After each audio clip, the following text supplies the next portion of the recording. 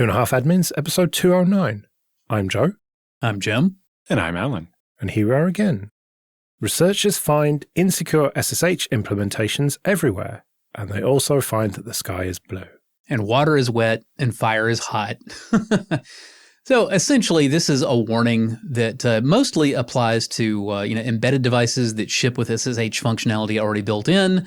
And the researchers warn that in many cases, these built-in versions of SSH are ancient, unpatched, and vulnerable to any number of things. And like we've already said, water's wet, sky's blue, fire's hot. If that wasn't something that you already realized was likely to be a problem, you should probably recalibrate your mindset a little bit. Now, we're not talking about Linux systems or FreeBSD systems that are up to date because they are fully patched, generally speaking. We're talking about, as you said, embedded stuff, wireless access points, routers, stuff like that. Correct. Yeah, and so generally those maybe use OpenSSH or Dropbear, which is like a commercial smaller SSH server. But the researchers say here, there's not a problem with the protocol. It's not like a couple of the recent vulnerabilities that were actually to do with the protocol or the implementation. Oftentimes here, it's just the server-side deployment that's bad. The version of SSH tends to be old and maybe have some vulnerabilities, but it's also just set up wrong. And that can be much worse because especially, if you have a vulnerability scanner checking the versions of SSH on all the machines on your network, and yes, they're all up to date and patched, it's like, sure, but that one's configured wrong and you can do stuff that you shouldn't be able to. And they say many of the vulnerabilities they found are related to SSH features that have been turned off by default in all modern implementations of SSH, but the old embedded ones or just the old stuff they tend to use in here doesn't do that. And it's something, Jim and I have talked on the show about before. When they make the newest version of the router, they don't actually bother getting a newer version of the Linux kernel and a newer version of SSH. They ship the one when they wrote the embedded OS image for this like 7 years ago, and it's still the same version. They've maybe refreshed the web GUI that's on top of it, but it's a terribly old kernel with decrepit old SSH where you might actually even find trying to SSH from your modern Linux machine to one of these devices, the SSH client on your Linux machine will tell you, no, I'm not talking to that old shit because somebody might be able to decrypt what I'm sending. Yeah, and then you have to start adding loads of different flags and stuff to make it work. Yeah, to be like, I'm willing to take the risk of dumbing down the encryption to something somebody might be able to exploit just to talk to this old device. This leads me to one of my favorite little mini rants, which is, talking about the difference between versioned protocols and pluggable protocols. And OpenSSH is a very, very pluggable protocol. You can choose your ciphers. You can choose any number of options about the ciphers. There's a bewildering number of ways to configure SSH. And for the most part, any two machines running SSH will be willing to negotiate with each other to figure out what the other one does and find some kind of a least common denominator that allows them to speak to one another. But that opens you up for just all kinds of potential avenues of attack because you not only have to worry about the way that your server is configured normally, you have to worry about every single one of these options that you haven't explicitly told it, no, never under any circumstance should you use this. This is in contrast to protocols such as WireGuard, which are versioned rather than pluggable. And in a versioned protocol, rather than telling the user, hey, look, you get to pick all these different things and you can just unplug and replug one if it, is discovered to be compromisable or not as fast or whatever. In a versioned protocol, you simply say, okay, well, this no longer does what we need it to in the way that we need it to, so we make a new version of the protocol. And that way, the only thing a user or administrator needs to remember is which way numbers go. If you're using version 2 and you see a whole bunch of stuff out there using version 3, you should upgrade to version 3 because 3 is bigger than 2. That means it's newer and that's the one you ought to use. Yeah, but at the same time, especially if you look back at the history of SSH, where there were commercial implementations and the open source implementations and versions getting changed at different times, how do you actually do that? If OpenBSD ships the new, V4 of SSH and refuses to speak to any Ubuntu machine in the world because they don't ship a new version until 2 years from now? No, the way that you would do that, if you were the OpenSSH team and you wanted to lead the change from there, what you would do is you would introduce a versioned protocol. And in the initial version, it would still be willing to talk to all the old legacy stuff. But maybe it throws you a warning when it's talking to something legacy that's pluggable instead of just going with, V1.0 of the version protocol, where V1.0 means this specific set of ciphers and configurations. And then as time goes on, eventually you just deprecate that entirely. Maybe you're up to version 2 or version 3 even before you completely deprecate the ability to talk to the really old stuff that doesn't know versions at all. But there's no reason you can't have that side by side. It's essentially no different than, when they add yet another optional cipher that you can throw into the mix. It's a new thing that the older servers don't understand, and maybe they won't be willing to use it, but the newer ones will. And then eventually you deprecate the really bad ones entirely. But if we move to versioning instead of, the configurable stuff where it can just be an entire universe worth of crap, it becomes a lot easier to say, hey, this is old and busted and deprecated and we need to get rid of it. Whereas right now, everybody is afraid to remove anything from this giant list of ciphers and configurations that you can possibly have because you don't know at what point you remove something and now you can't communicate with something that you needed to because it did something slightly different than you did, but you never paid attention because they just negotiate with each other. Maybe OpenSSH is a bad example here, but they're doing that, right? Like if you're using OpenSSH 9.8, they've deprecated support for a whole bunch of the old stuff and it will refuse to talk to it by default. That's cool, but it's not like 9.8 knows that anything before 9.8 is liable to be a problem. And it's not like there are no insecure ciphers in any given version of SSH. Are you telling me there are no weak ciphers available at all in 9.8? I find that difficult to believe because it hasn't been the case for any prior versions. Relatively recently, they started killing off all the version 1 RSAs, all the SHA-1 based stuff. They started turning a lot more off by default for basically to get to exactly what you're talking about. Right. And how long did it take them to do that? A very long time, but SSH is actually a version protocol. It just also has the extension thing on top of it because it turns out changing the version got to be a big thing and requires like an RFC and coordinated with the whole internet. And it should. Well, you can't combine going fast and that. Correct. And SSH doesn't need to go fast. SSH is a foundational protocol with massive security implications.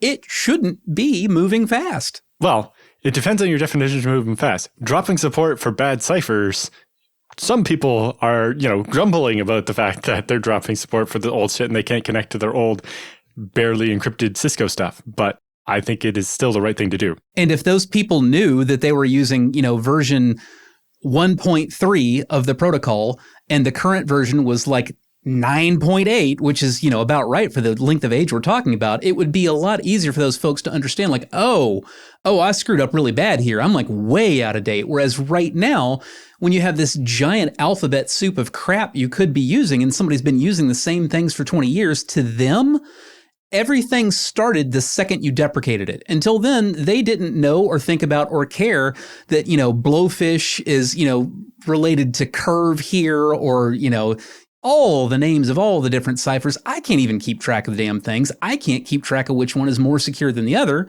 Whereas again, if it was just moving upward every time, you'd be able to look at it and say, oh, I'm on version 1 and I should be on version 9. That's on me. I should have seen that a long time ago, and yeah, I need to update. Sure, although I think almost all of the problem cases for this are in things where you don't get to control the version, right? It's the version of SSH built into your WAP or your router and so on, and you don't have any control to change the version of SSH that was embedded there. No, but what works better? Yelling at the WAP vendor on Twitter, hey, you shouldn't have used Blowfish for this? Or, hey, why are you using version 1.3 when we're on version 9? Which one's going to get more traction with relatively normal people when you blast that out on social media or wherever where the vendor has to actually see it? I'm guessing the response you're going to get from the vendor is, well, that hardware's been EOL for 5 years, so buy something new.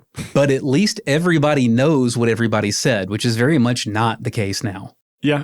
We've done something somewhat similar for OpenZFS, where, while we have all these feature flags, we also have a compat level that's just like OpenZFS-the year. And these are the features that every version supported in that year. And so if you say, build me a new pool and it's compatible with OpenZFS 2023, then any machine that had a version of OpenZFS from 2023 will be able to read this pool and you don't have to worry about it. And it just, like you said, monotonically increasing. And I think instead of version numbers, if we put years in there, it makes it that much easier to shame people when it's like, why are you still running the shit from 2016 then? I would say you're really just saying year as the version number, and I'm completely fine with that. I think that's great. Yeah, let's tie it to the calendar. That works for me. I do think it's funny that you mentioned OpenZFS, because I was thinking that also when you asked me like how an established protocol like SSH would transition from, pluggable to versioned. And I was actually thinking about ZFS the whole time, because ZFS kind of did the opposite. ZFS started out versioned with pool features and then went the other way around to say, oh, well, now we're just going to have feature flags. you can enable or disable, any of those, and again, wind up with a wide range of potential whatever. Mm-hmm. I think the difference, though, is that there's not so much of a security implication with that on ZFS. Okay, this episode is sponsored by 1Password. Imagine your company's security like the quad of a college campus. There are nice brick paths between the buildings. Those are company-owned devices, IT-approved apps, and managed employee identities. And then there are the paths people actually use, the shortcuts worn through the grass that are the actual straightest line from point A to B. Those are unmanaged devices, shadow IT apps, and non-employee identities like contractors. Most security tools only work on those happy brick paths, but a lot of security problems take place on the shortcuts. 1Password Extended Access Management is the first security solution that brings all these unmanaged devices, apps, and identities under your control. It ensures that every user credential is strong and protected, every device is known and healthy, and every app is visible. 1Password Extended Access Management solves the problems traditional IAM and MDM can't touch. It's security for the way we work today, and it's now generally available to companies with Okta and Microsoft Entra, and in beta for Google Workspace customers. So support the show and check it out at onepassword.com/25A. That's onepassword.com/25A. 512-bit RSA key in home energy system gives control of virtual power plant. And a shout out to Fighter Hayabusa for bringing this to our attention. So a researcher found that by spending just about $70 to factor some RSA keys, they could take over the battery storage management systems of a whole bunch of people's rooftop solar systems, because they were using terribly small RSA keys, like 512-bit, which hasn't been allowed for like TLS in more than 10 years. And 512-bit was basically too weak more than a decade ago. And apparently a bunch of people are like, yeah, we have limited CPUs, so we're just going to do tiny keys. What would have taken 2 weeks to crack many years ago, these days, a lot of folks would still, this is not necessarily something you'll be cracking overnight on your own PC at home. But if you're willing to drop less than $100 on cloud compute capability, then yep, you can crack it overnight, which is exactly what Ryan Castellucci did. And after doing so, they discovered that they had access to the administrative account for their energy management provider, Give Energy. Now, Give Energy are the folks who supply the systems and maintain them, and like they manage tying in with the proper national grid, all that good stuff, so that you can sell power back when you've got excess, or, pay for power that you need over and above the solar panels. For most of these energy management providers, you can also kind of mess around with the provider's own backbone a bit. There are potentials for sharing energy in between like their own users without necessarily dumping it out like to the main grid. But the important thing is, in less than 24 hours, Ryan got access to control more than 200 megawatts of power. Now, by comparison, when I was 20 years old, I was running an 80 megawatt nuclear power plant in Charleston, South Carolina. So Ryan only needed $70 in less than a day to get control of more than double the capacity that I used to have to go onto a military base and climb onto a submarine to take control of. Yeah, and like to give you an idea of how long we've known that 512-bit RSA wasn't enough, the first time it was factored was in 1999. Back then it took a supercomputer and months and months and months. Later you could do it in a couple of weeks, and now it turns out it takes less than a day with some cloud compute. And it turns out that the industry is maybe kind of related to our last story, done a bad job of disabling support for these known bad certificates, being that a lot of things were still willing to accept 512-bit RSA or even let you generate it. And so after this vulnerability came out, the OpenSSL project put up a pull request that will now not let you generate a key that week by default. Yes, you heard that correctly. After this, the OpenSSL project came up with the pull request to finally disable 512-bit keys. OpenSSL are not the only offenders here that are easily recognizable either. The Go crypto library still supports 512-bit RSA, and the Python crypto library did remove it, but only a few weeks ago. The commit for the change was made in January of this year. So, this is technical debt that our entire industry has been accruing for a very long time. And once again, I'm back to thinking we need to be looking at these things with, version numbers and maybe tied directly to calendar years, the way Alan mentioned. You would think it would be obvious, okay, 1024 is bigger than 512 and most things are using 1024, so maybe I should update my 512. But unfortunately, that's just a little bit too much actually paying attention to things to reasonably expect out of everybody working within the industry. And basically, when you have anybody who's not keeping up to date, you wind up with this massive pressure not to be too quick to deprecate things because you don't know what it'll break when you do. What about this idea that it's not the dev's fault for using 512 because it was available to them and everyone's had it drummed into you, don't roll your own crypto? They didn't roll their own crypto. They used the libraries that were provided. They did exactly what they were supposed to do. Exactly. So it's not really their fault, right? Yeah. So Joe's point is that the library should have had a better default and more safeguards to not let you use such a weak key. Mm-hmm. And I agree. Like NIST, the U.S. National Institute of Standards and Technologies that kind of sets the rules for this stuff, has said since 2013 that 1024-bit RSA is not enough. And in fact, kind of to Jim's point, they've already announced that they will stop allowing certification of anything using 2048-bit RSA in 2031. So maybe every one of these libraries and crypto things should say, if your is greater than 2031, don't allow anything less than 2048-bit. We can put that code in today to make sure we don't forget in 2031. I want to reiterate again, I really do think that's a great idea. Absolutely use calendar years as the version numbers because, looking at the real world and a company that has been doing that for quite some time would be Canonical in their versions of Ubuntu. And you know what? I love the fact that I can look at a copy of Ubuntu 2004 and I don't need to hit the internet and look up an EOL table. I know it's an LTS. I know it was going to be supported for 5 years. That means I know I have to update it in 2025 and specifically April of 2025. I need to be done with it by then. That makes life so much easier. I can't tell you how many times deadlines like that crept by me on other operating systems and not just Windows. I mean, FreeBSD as well. When should you not be using FreeBSD 12?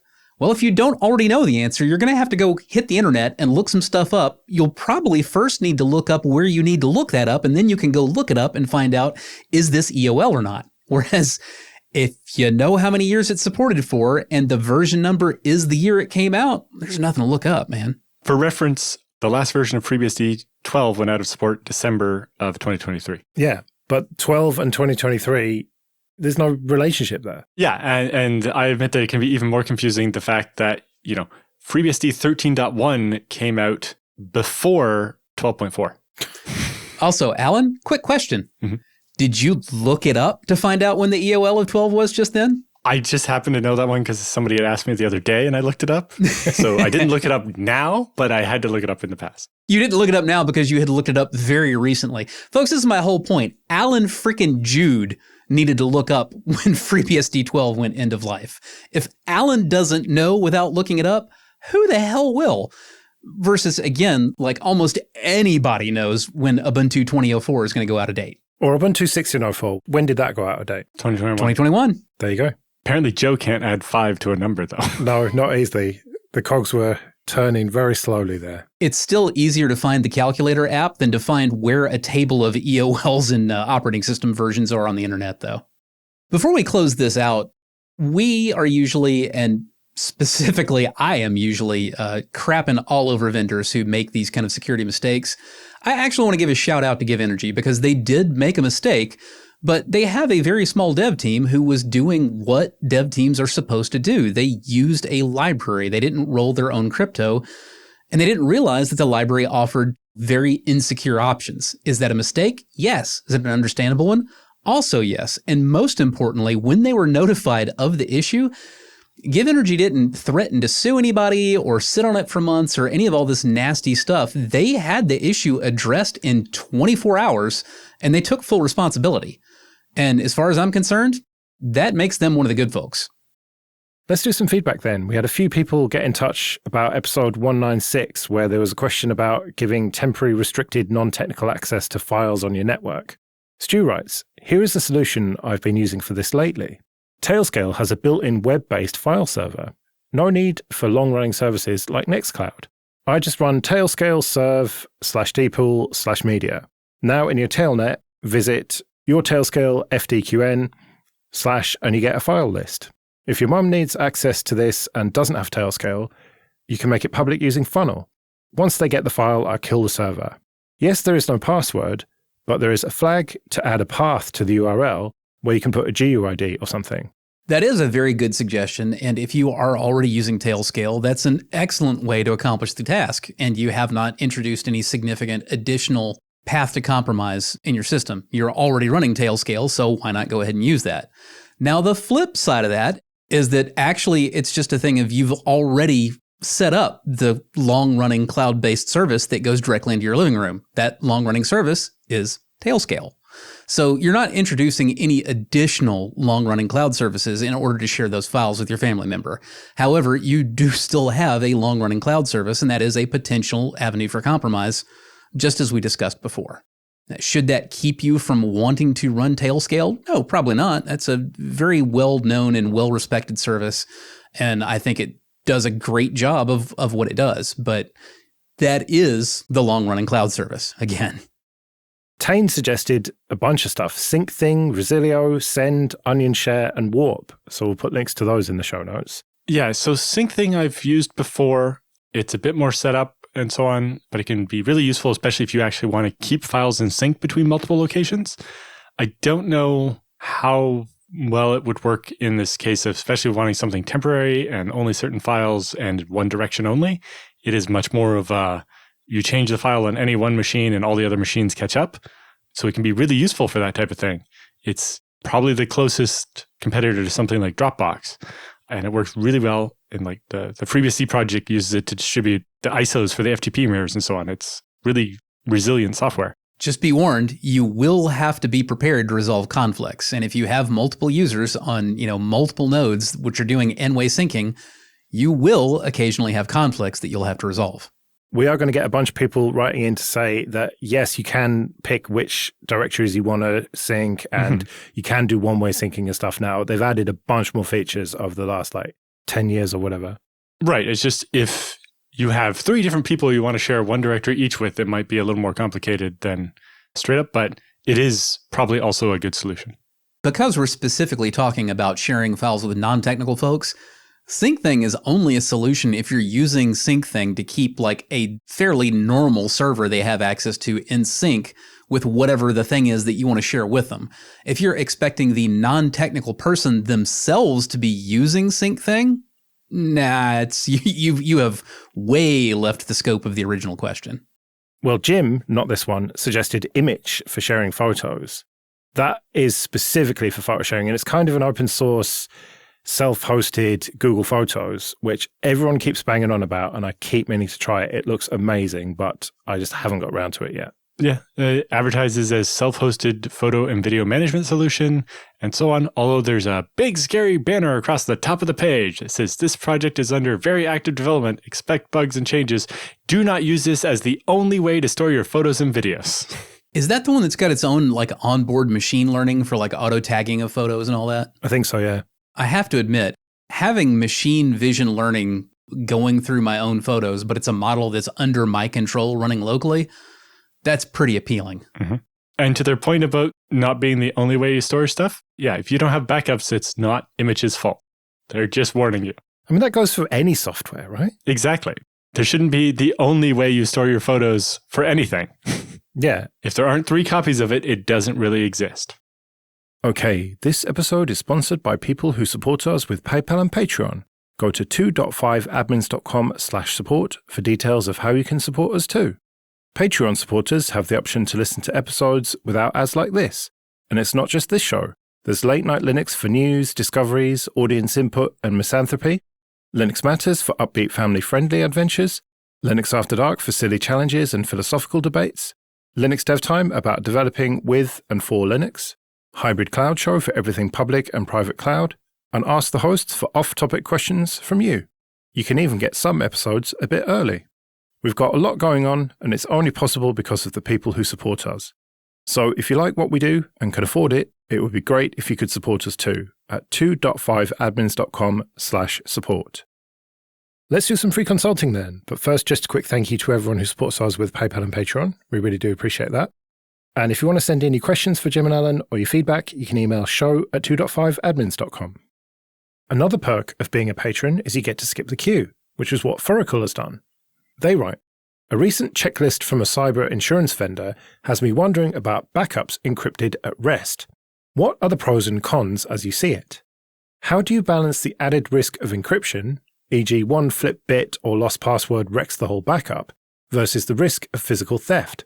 Or are there other risks to data not being encrypted at rest? Cloud makes access riskier, I guess, but can you trust anything when doing cloud, really? So personally, I would say that, cloud backups are the major reason for encryption at rest, specifically encryption at rest with a key that isn't available on the cloud side. That's the only way you can really make cloud backups properly safe, because if it's in the cloud, you really can't trust it. You can say, I trust AWS, but you can't actually do that, especially if your secrets are at all valuable, because AWS is an enormous organization and you may trust Amazon as a whole, but that doesn't necessarily mean you trust every single person with sysadmin level access at Amazon or who might manage to get access to an Amazon data center. It's just too much. With that said, personally, and now this is I'm not laying this down as a rule for everybody. This is a personal evaluation. Personally, if I've got control of the physical environment where the backups reside, I don't really want them encrypted at rest because I do see it as more of an additional danger than an additional safeguard. I personally don't really have thieves broke into the building and knew where the backup server was and made off with it so they could go over my backups at their leisure. That's not really in my threat model. It's not a problem that I have. If that is a problem that you have, if your backups reside in a physical environment that you don't feel like you have adequate control over, yeah, that's when you definitely want to have the encryption at rest so that if somebody steals it, they got the hardware, not the data. Yeah, or you might decide to address that by solving the physical security problem more than the encryption problem. So a couple things on the encryption at rest. Depending on how the encryption is implemented, one flip bit shouldn't destroy the whole backup. If you're not encrypting the whole thing as one stream, but each file individually or something, then that can kind of limit the damage. And on the lost password side, generally, the solution to that is a recovery key. So generally, the backup will be encrypted with a completely random key, and then that itself is then encrypted with, the password that can recover the data. This is how most hard drive encryption works as well. And it means you can have a second key that also decrypts the same data, and that key can be, in a safe somewhere or something, or, oftentimes, like an enterprise company, while your hard drive's encrypted with your password, as the user, there's also a security officer whose key can also decrypt your machine, because maybe there's data on it that belongs to the company and they need it back if you're not cooperating or you've died in a bus accident or whatever. And so oftentimes with encryption, you can basically have multiple keys that can decrypt that data. And if you have one of these recovery keys, then you have a way out of the problem of a lost password. But there's now two keys you have to keep safe. For the older heads out there who are struggling a little bit with this, in terms of old school physical keys, you're probably familiar, again, assuming you're one of the older heads, you're familiar with the concept of master keys, right? Versus individual keys. If you work at a school or some other organization with a lot of physical locks, frequently there will be one master key that will open every door in the building, but the individual doors are also openable with an individual key that doesn't open any of the other doors. And you can change the lock on any one of those doors. If you no longer feel like you have control of the key specifically to that door, but you never lost control of your master key, you can rekey that door to take another key that is a subset of the master, and the master will still open it. This is very analogous to what we're talking about with the actual key versus, the password that unlocks it here. So This is essentially if you lose your key to your office, then the building supervisor can come by with the master key and still unlock it. Yes, that's a much better explanation of what I was trying to get at. So that can mitigate a lot of the risk of the encryption ending up fouling up your data. But kind of to Jim's point, it is really about looking at what your kind of threat vectors actually are and deciding if that risk is worth it. And sometimes getting insured versus not means that I guess we're taking the risk. Right, well, we better get out of here then. Remember, show@2.5admins.com if you want to send any questions or your feedback. You can find me at joelrest.com/mastodon. You can find me at mercenarysysadmin.com. And I'm at Alan Jude. We'll see you next week.